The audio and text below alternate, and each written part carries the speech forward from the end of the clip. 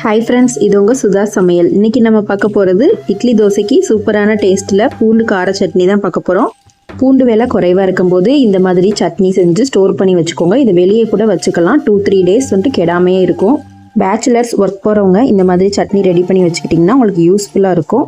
எப்படி பண்ணலான்னு பார்க்கலாம். வீடியோக்குள்ளே போகிறதுக்கு முன்னாடி சப்ஸ்கிரைப் பண்ணாதவங்க சப்ஸ்கிரைப் பண்ணிவிட்டு பக்கத்தில் இருக்கிற பெல் ஐக்கானில் ஆல் ஆப்ஷனை செலக்ட் பண்ணிக்கோங்க ஃப்ரெண்ட்ஸ்.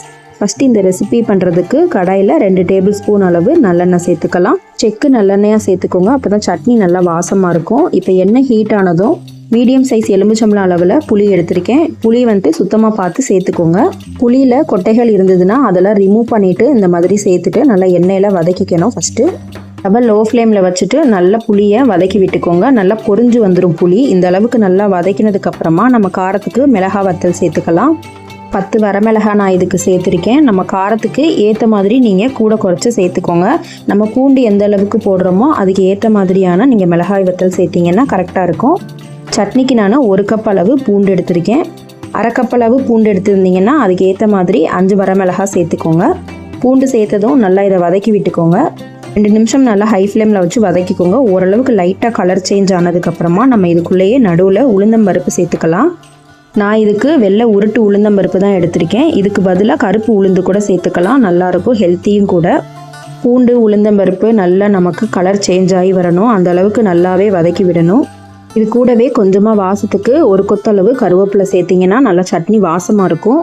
கொஞ்சமாக நம்ம தாளிக்கிற அளவுக்கு சேர்த்தா போதும். இது கூட கொஞ்சமாக உப்பும் சேர்த்துக்கலாம். உப்பு சேர்த்துட்டு ஒரு 1/2 டீஸ்பூன் அளவு பெருங்காயத்தூள் சேர்த்துக்கோங்க. இப்போ இதை நல்லா வதக்கி விட்டுக்கலாம். இந்த சட்னிக்கு தேங்காய் எதுவும் சேர்க்கக்கூடாது. இந்த மாதிரி வதக்கி வைக்கும்போது சீக்கிரமே சட்னி கெட்டு போகாமல் இருக்கும். நீங்கள் ட்ராவல் டைமில் கூட இதை நீங்கள் எடுத்துகிட்டு போகிறதுக்கு யூஸ்ஃபுல்லாக இருக்கும். இப்போ இது நல்லா ரூம் டெம்பரேச்சர் வர வரைக்கும் வெயிட் பண்ணிவிட்டு நல்லா ஆறினதும் மிக்ஸி ஜாரில் மாற்றிட்டு ஃபஸ்ட்டு மிளகாய் வத்தல்லாம் சேர்த்துக்கோங்க. அதுக்கப்புறமா மற்ற பொருள்லாம் சேர்த்துட்டு இதை ஃபஸ்ட்டு தண்ணி ஊற்றாமல் குறப்பாக அரைச்சிக்கோங்க.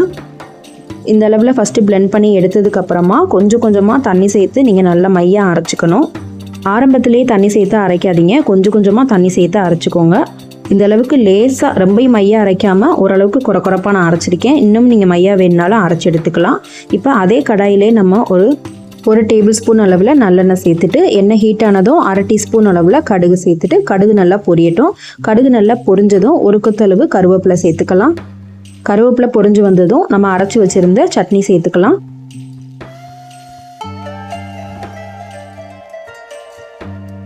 இந்த சட்னி இட்லி தோசைக்கு மட்டும் இல்லை, நீங்கள் தண்ணி சேர்க்கறதுக்கு முன்னாடி இந்த மாதிரி துவையல் பக்குவத்துக்கு இது நல்லா எண்ணெயில் வதக்கினதுக்கப்புறமா லெமன் சாதம் புளி சாதத்துக்கு கூட சைடிஷாக சூப்பராக இருக்கும். இப்போ சட்னிக்கு தேவையான அளவு தண்ணி சேர்த்துக்கலாம். மிக்ஸி ஜார்லேயே 1 கப் அளவு தண்ணி சேர்த்து நல்லா மிக்ஸ் பண்ணிக்கலாம்.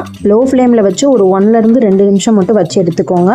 நம்ம முன்னாடியே நல்லா வதக்கிட்டனால இதில் எந்த பச்சை வாசமும் வராது. சட்னி சூப்பரான டேஸ்ட்டில் இருக்கும். நல்லா இதை கலந்து விட்டுக்கோங்க. நல்ல ஒரு காரசாரமாக பூண்டு கார சட்னி சூப்பரான டேஸ்ட்டில். இந்த மாதிரி கண்டிப்பாக நீங்களும் ஒரு டைம் ட்ரை பண்ணி பாருங்கள். நல்லா சுட சுட இட்லிக்கு இந்த பூண்டு கார சட்னி வச்சு இது கூட கொஞ்சமாக நல்லெண்ணெய் சேர்த்து நல்லெண்ணெயை சட்னி கூட நல்லா மிக்ஸ் பண்ணிவிட்டு இட்லி வச்சு சாப்பிடுங்க. சூப்பராக இருக்கும். கண்டிப்பாக இதை ட்ரை பண்ணி பார்த்துட்டு எப்படி இருந்துச்சுன்னு எனக்கு கமெண்ட்ஸில் சொல்லுங்கள் ஃப்ரெண்ட்ஸ். வீடியோ பிடிச்சிருந்தா மறக்காமல் லைக் பண்ணிவிட்டு அப்படியே சப்ஸ்கிரைப் பண்ணாதவங்க சப்ஸ்கிரைப் பண்ணி சப்போர்ட் பண்ணுங்கள் ஃப்ரெண்ட்ஸ். தேங்க்யூ ஃபார் வாட்சிங்.